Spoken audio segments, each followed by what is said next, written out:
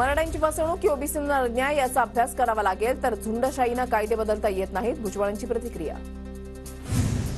भुजबळांची स्वतःच्याच पक्षामध्ये कोंडी होण्याची शक्यता. मराठा आरक्षणावरील भुजबळांची भूमिका ही राष्ट्रवादी पक्षाची नव्हे, तर समता परिषदेची.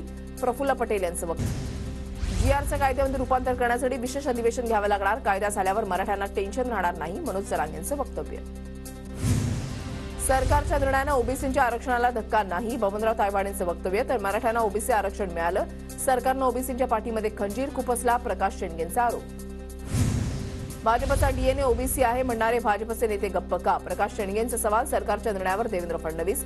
चंद्रशेखर बावनकुळेंनी भूमिका जाहीर करावी. प्रकाश शेंडेंची मागणी. जळगावात 24 दिवसानंतर आदिवासी कोळी समाजाचा आमरण उपोषण मागे. तहसीलदारांच्या वतीनं आदिवासी कोळी समाज बांधवांना जात प्रमाणपत्र वाटप. वर्ध्याच्या देवळीमध्ये शेतकऱ्यांच्या विविध प्रश्नांसाठी रविकांत तुपकरांची सभा. युवा संघर्ष मोर्चानं काढलेल्या यात्रेचा समारोपाच्या निमित्तानं संध्याकाळी 6 वाजता सभा. नांदेडमध्ये कापसाचे दर स्थिर. कापूस उत्पादक शेतकरी हवालदिल. कापसासाठी केंद्र सरकारनं 7,000चा दर निश्चित केलेला असताना सुद्धा त्यापेक्षा कमी दरामध्ये कापूस खरेदी केला जात असल्याचा शेतकऱ्यांचा आरोप. नांदेड कृषी उत्पन्न बाजार समितीमध्ये तुरीला प्रति क्विंटल मागे 9,000 ते 10,000चा भाव. तुरीचे भाव आणखी वधारण्याची शक्यता. तूर उत्पादक शेतकऱ्यांना दिलासा.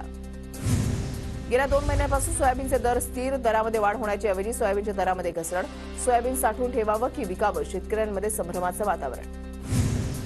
हमाल दरवाढीबाबत कोणताही तोडगा निघाला नसल्यामुळे परभणीमध्ये कापूस खरेदी बंद. शेतकऱ्यांनी बाजार समितीमध्ये कापूस विक्रीसाठी आणू नये. कृषी उत्पन्न बाजार समितीकडून शेतकऱ्यांना आवाहन.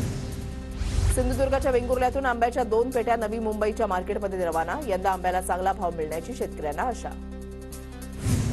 पुणे लोणावळा रेल्वेचा आज मेगा ब्लॉक. पुणे लोणावळा दरम्यान अनेक उपनगरीय गाड्या रद्द. अभियांत्रिकी आणि दुरुस्तीच्या तांत्रिक कामांसाठी आज ब्लॉक. नवीनच तयार करण्यात आलेल्या खेतिया विसरवाडी महामार्गावर शहादा शहराजवळच्या कॉन्क्रीट रस्त्याला भेगा.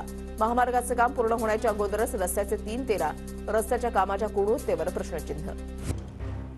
नंदुरबारमध्ये जानेवारी महिन्यातच पाणी टंचाई. पालकमंत्र्यांकडून पाणी टंचाई दूर करण्याचं आश्वासन. मात्र आदेशाची अंमलबजावणी कधी होणार याकडे नागरिकांचं लक्ष. नंदुरबार शहरामध्ये प्लास्टिक पिशव्या विक्री करणाऱ्या व्यापाऱ्यांवर पालिकेची कारवाई. 53 किलो प्लास्टिक पिशव्या जप्त. दुकानदारांवर दंडात्मक कारवाई. थाना शिक्षण न्यायालयामध्ये ई फायलिंग आणि फॅसिलिटी सेंटरचं उद्घाटन. पालकमंत्री तानाजी सावंत आणि न्यायाधीश स्वाती शेंडेंच्या हस्ते उद्घाटन.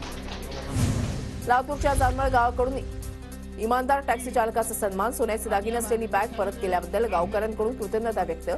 मेनुद्दीन शेख असं टॅक्सी चालक